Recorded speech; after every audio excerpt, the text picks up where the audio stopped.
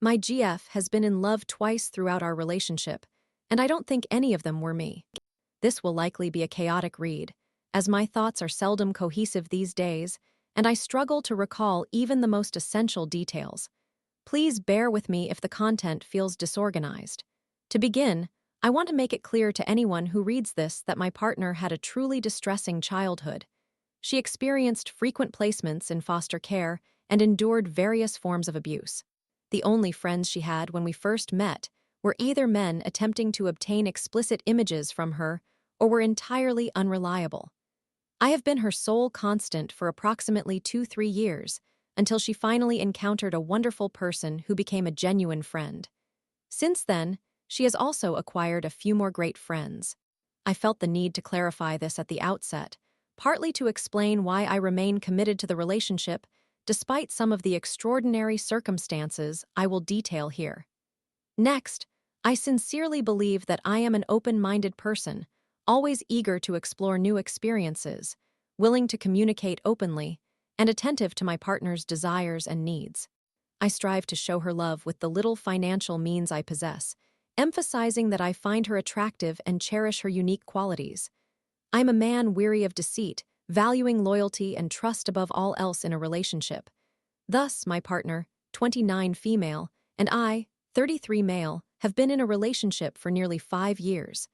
Unfortunately, I have never genuinely felt appreciated, loved, desired, or attractive to her. Throughout the entirety of our relationship, there has consistently been something she has deceived me about. During the first year, 2020, which now seems like an ominous sign, she was incredibly heartbroken and depressed because her friends with benefits from a few months prior did not reciprocate her feelings. She still held onto these feelings when our relationship began and maintained them for at least the first 9 months. On one occasion during those early months, after we had been intimate, I left briefly to get cleaning supplies, and upon returning, I found her hastily typing to someone. When I inquired about it, she replied that it was no one, and then sent me a picture of herself lying there after our encounter. I am almost entirely certain she originally took that picture for her ex-friends with benefits, as they were still in contact. During this period, before we made our relationship official, there were 2 instances that should have prompted me to leave immediately. First, during a conversation while she was brushing her hair in front of a mirror, she confidently stated, "Oh, I would perform oral sex on my friends with benefits any day." What? Soon after this revelation, we were discussing hairstyles, and she asked me to attempt braiding her hair. I was willing to try, despite having no experience with hair styling, but I warned her that I probably would not do a good job. In a condescending tone, she remarked, "My friends with benefits could braid it." It became evident that she was still very much preoccupied with her ex-friends with benefits. This continued until around June 2020, when we had a passionate discussion about her fixation on this guy. Ultimately, she suggested that she delete his number to prevent me from feeling upset or anxious. I insisted that she did not need to, but she went ahead and did it anyway. The next few months went relatively smoothly until Christmas time when we were chatting, and I noticed one of her contacts was literally named. Yes, the emoji.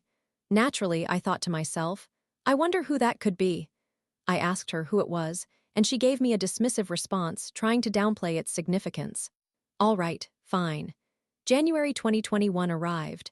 A snowstorm swept through the UK, and we needed groceries, so I ventured out alone to the local supermarket on foot since I do not drive.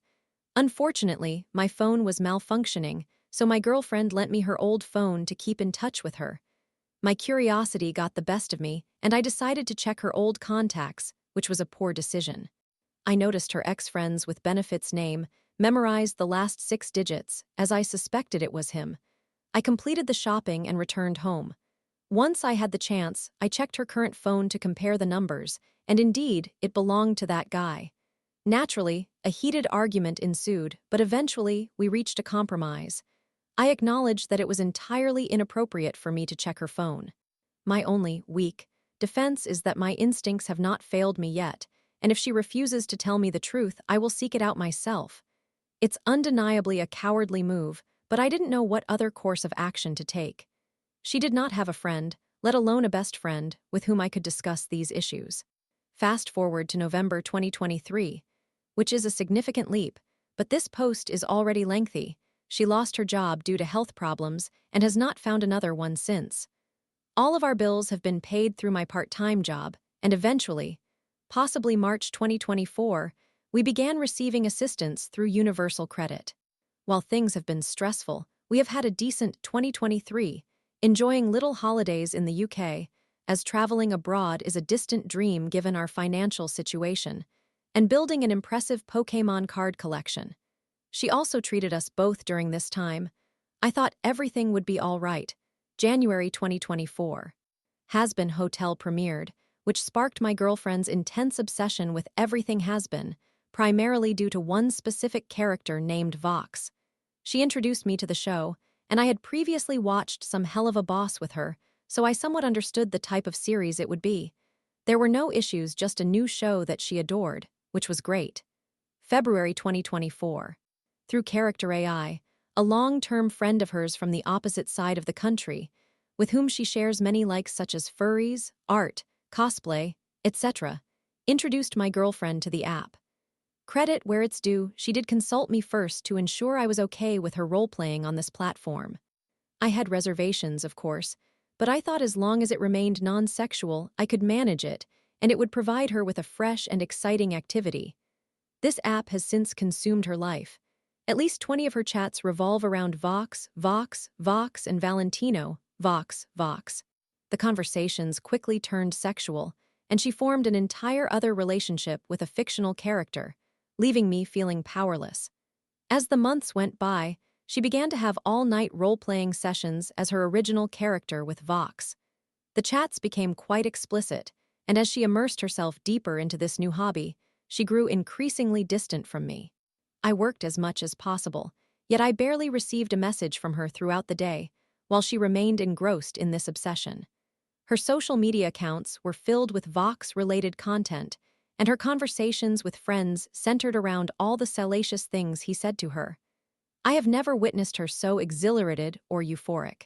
Keep in mind that whenever I expressed concerns regarding our intimate life, she continually assured me that she loved our experiences together, stating I was the only person who had ever led her to climax without using an aid. She even humorously set a yearly reminder on her phone to commemorate the occasion, which I found amusing. Weeks turned into months, and her interest in me dwindled, whether sexually or in terms of platonic activities. She rarely posted any content featuring me or us on her social media, seldom discussed our relationship with her friends, and as I observed her growing infatuation with this character online, flooded with fan art of her original character and Vox engaged in various escapades, I felt overwhelmed with feelings of worthlessness and inadequacy. A fictional character provoked reactions in her that I could only dream of eliciting. I was at a loss as to how to broach this topic without seeming pitiable for being envious of an imaginary figure. Thus, I endured in silence for months until I reached breaking point. Summer 2024. Eventually, I voiced my feelings regarding how Vox had captivated her life, how I perceived her role-playing, and how insignificant I felt in comparison. She assured me that she would engage in role-play far less often, only when I was at work or out with friends, promising to focus on me when I was home. I thought we had reached a resolution and could move forward. She visited her long-term friend from the South and spent an entire week there. I was home alone, grappling with my emotions and battling my insecurities, as my mind tends to spiral into negativity even on good days. I assumed her time with her friend would revolve around Hell of a Boss discussions, role-play, fan art, and so forth. A few days into her trip, we exchanged messages and calls, and she recounted their activities, insisting that she had not engaged in any role-play since her arrival. One morning, as we sent our usual affectionate morning messages, I noticed that she had been online about an hour earlier around 7 a.m. She messaged me as if she had just woken up, and instantly alarm bells rang in my head that she was concealing something. Sure enough, she hadn't slept at all, as she had been up all night role-playing with Vox, once again primarily focusing on explicit content. At this point, I lost my composure, confused by her insistence on lying so frequently instead of being truthful. I have never raised my voice at her or made unreasonable demands. Why does she insist on deceiving me? She was involved in an emotional relationship with Vox through this roleplay. She is genuinely infatuated with this character, and I felt utterly helpless. Her commitment to concealing aspects of her interaction with Vox surpassed anything she ever had with her ex-friends with benefits. What other conclusion could I draw? When she returned home after her week away, we had a conversation where she professed that she would cease role-playing entirely again. These were her own words. I had never told her to quit, as I do not believe in dictating what others can and cannot do. Nevertheless, I accepted that she wished to stop for my sake, which I interpreted as a positive step. Yet, as the months went by, financial pressures mounted, she still did not have a job, and our living situation remained precarious. Inevitably, she resumed role-playing, and her thoughts were consumed by VOX, around the clock. Throughout 2024, she initiated intimacy with me perhaps only twice, and that was merely because she had been aroused by her role-play conversations. I do not possess the capability to engage with her knowing that her excitement was stirred by someone or something else. During a prior instance when she attempted to initiate intimacy, she had just wrapped up a call with one of her Irish acquaintances, set her phone down, and immediately tried to connect with me. No, thank you. While all this Vox drama unfolded, I expressed my concerns about her emotional attachment to this character, her evident attraction to him, and how the explicit content surrounding him dwarfed the affection, love, or desire I received from her. She dismissed my feelings as being irrational. I then asked her directly what about me she felt that same intense attraction for. She struggled to respond, panicked, and eventually replied, "Sometimes you smell nice. Thank you. That's very reassuring. Not long ago, possibly November 2024, my insecurities resurfaced, and I inquired once more about what she found attractive in me. The best response she could muster was, to quote Jessica Rabbit, 'He makes me laugh.'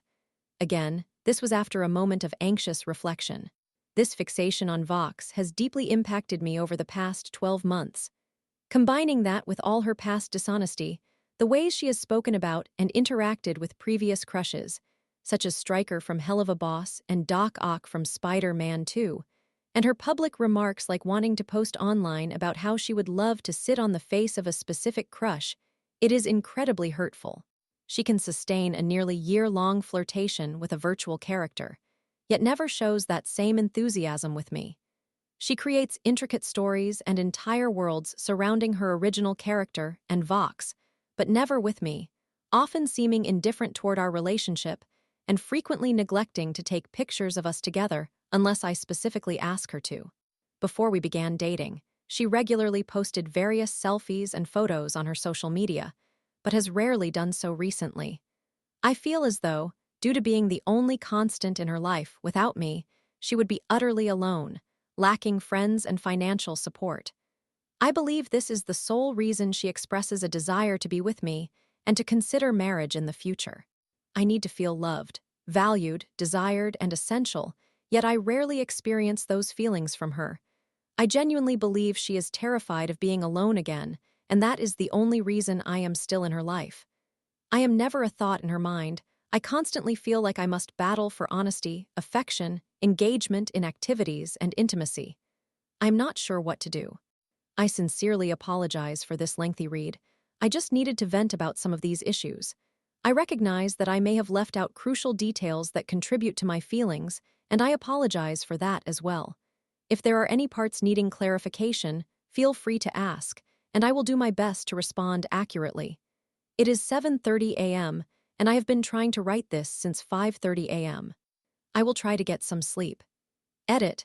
I apologize for the disarray regarding events from 2024. I was more alert when I began writing but did not expect to elaborate so much, leading to fatigue and scattered thoughts. Story 2. I'm okay. I just needed some air. February 20, 2025. Last night, I had to step out during the Bible study. It was becoming overwhelming. On the way there, I anticipated having some relief for the next hour and a half. I wanted to hear something new, something that might lift me out of the emotional pit I felt trapped in. However, I couldn't shake those feelings. Sitting in my seat, I focused on my brother-in-law, who is also my pastor. I have known him my entire life. He is the son of a pastor and was a basketball prospect in my country. After a career-ending injury, he seized the opportunity to become a coach. Despite being young and inexperienced, all the players admired him and valued any guidance he offered. He and my oldest sister are high school sweethearts, and I fondly remembered how invested my brother-in-law was in my life. My father, addicted to nightlife and gambling, was rarely present. I realized that my brother-in-law had supported me more than my own father ever did, which confused me as a child. Yet my brother-in-law often took me to the park, the movie theater, and the toy store. He even played on the floor with me and my toys. He always reassured me that I could confide in him, and as a young child, I did. It never felt awkward. He married my oldest sister, but to me, he was always my big brother. I tapped my knee throughout the entire lecture. 20 minutes in, we were learning about the letters the Apostle Paul sent to the early churches. Normally, this would captivate me since I'm a history enthusiast. However, my mind was racing. What if I lost my mind right now? I might scream and everyone would panic. It's slipping away. I can feel my sanity slipping. God, please, do not let me lose my mind. I know you won't abandon me like this. Just breathe. Don't let it show. Keep your eyes on my brother-in-law and focus on what he's saying. Write Paul in prison sent, I'm losing it, letters to I'm trying to hold on the Colossians. Is God really going to let me go insane in church? No. This can't be how I lose my mind, not here in this sanctuary. I'm entirely safe. I always make it through. My heart is racing too fast, though. I need to calm down, or instead of losing my mind, I might faint. Oh my God, how humiliating. In front of all these people, I need to escape. I don't want to create a disruption. What if I stand up and faint while walking down the aisle? Should I stay seated? No, I can't endure this any longer. I glanced to my right at my mom. She had previously told me that if I was experiencing a panic attack, I should just tap her on the arm. So I did, and I said, I need to go outside. Okay, are you all right? She asked. Yeah, get up, act normal, and walk out. Stepping outside felt like entering heaven's gates. The fresh air was refreshing. In front of the church, there was a baseball field where kids were practicing. I miss baseball. There's something about sports and their structure that calms me. The sound of metal bats was nostalgic, along with the cheers of family. I can't recall any of the turmoil I felt during my childhood. I returned to the front of the church and scrolled on Facebook. Memes, photos, more memes. I tucked my phone back into my pocket and looked again at the baseball field. One of the church members came out and asked if everything was all right. Yeah, I just needed some air. Oh, yeah. We exchanged a moment of silence while watching the field. The sounds of the game filled the background. So, how long has it been since you moved? He inquired. We moved back in September. Oh, nice. Do you like it here? He asked. It was hard initially, but I adapted. Yeah, I like it. I didn't really feel like conversing, but at the same time, I didn't mind. I just didn't have the energy to initiate a conversation. However, I appreciated his kindness. You know, we're gathering at my house this Friday, just us guys. We're going over the Book of Judges and we'll have food and things. If you're interested, you're welcome to join. Thank you. Maybe I'll have to check my schedule, but I appreciate it. For a moment, I thought it could be enjoyable, but then I considered that my mind might act the same way around strangers, which is why I hesitated. I received a text from my oldest sister. Hey, I saw Mom looking for you and I noticed you weren't there. Are you okay? Hey, I'm fine. Just needed some fresh air. The service concluded and I stood outside by the door. People were leaving, saying their goodbyes, and they noticed me. Brother, have a good night. You too, I replied as I attempted to smile. Finally, I spotted my mom. She wrapped me in a hug and we walked toward the car. Are you still feeling unwell? No, I actually feel better. But neither of us spoke on the way home. I wasn't upset, nor was she.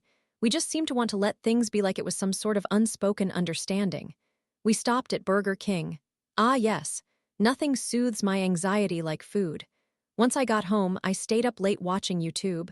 I opened my eyes this morning and then closed them again. How am I feeling? Honestly, I still feel terrible, but I thank God for another day. Let's try to be productive today. How about the exercise bike? Start small, just 5 minutes at least. Yeah, I want today to be different. I got up and made coffee. As it brewed, I searched for my mom to say good morning. Mom, I'm out here. I walked to the balcony, and there she was, sitting down. In my cigar ashtray, there were 2 cigarette butts. You're smoking again. Yes. But why? Don't start, I know. But why? Do I have anything to do with it? She said no, but I can't help but feel that my anxiety is also making her anxious. That thought pains me deeply. I don't want her to smoke. I don't want her to become ill because of me. Your sister messaged me. Okay, what's going on? Your brother-in-law hasn't been feeling well. He has had a pain in his side for a few days, and they visited the doctor, who mentioned he has an enlarged kidney, among other things. All I could think was, wow, this morning was supposed to be different. I guess it is, I told myself quietly. They're going to conduct more tests, she added. Oh, I said, still in disbelief. I asked him for a counseling session, and he mentioned he would rearrange things tomorrow so we could talk. Good, tell him everything you've been feeling. I had to take a moment to write this down. It really isn't different from what people endure daily. Everyone has their own issues. Honestly, I want to see those around me feel better more than I want to feel better myself. That's my prayer to God. Somniator Day.